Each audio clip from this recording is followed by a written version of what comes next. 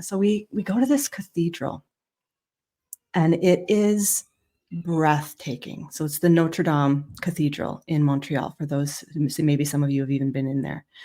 It is breathtaking. The level of craftsmanship and detail, it's unbelievable. It's just like one of those masterpieces. You walk in and you're like, wow.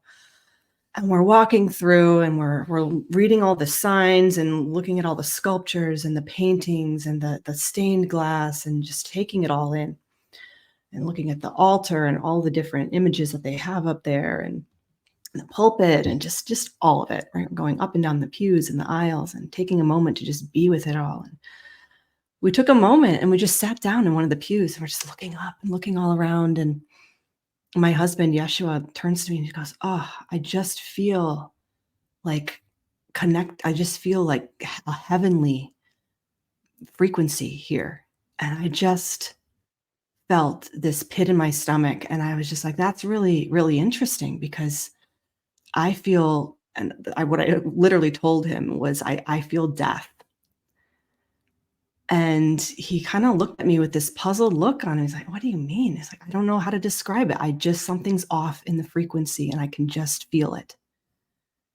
And then we just continue. We just kept taking pictures and looking around. And I get to this place in the middle of the cathedral, and it has like a spiral staircase, and you go up and it's like where the preacher would preach on Sundays. And it was kind of halfway down the church so that everyone could hear. And he was up on the second story, and there's this spiral staircase going up to it.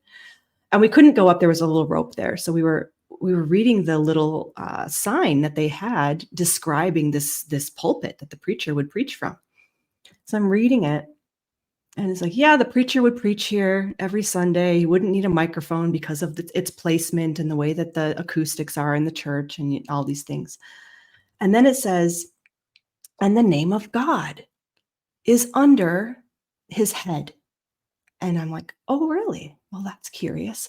So I go back around because I had already taken pictures and looked at it. And I was like, oh, pretty. I go back and I'm looking up. And again, this is on the second floor. So I'm looking up and I'm kind of having to like really squint and really take it in. I was like, what are they talking about? And I look and there's this beautiful, it looks like sun rays coming off of the ceiling of the second floor. So he would be standing on the second floor in this little area on the spiral staircase.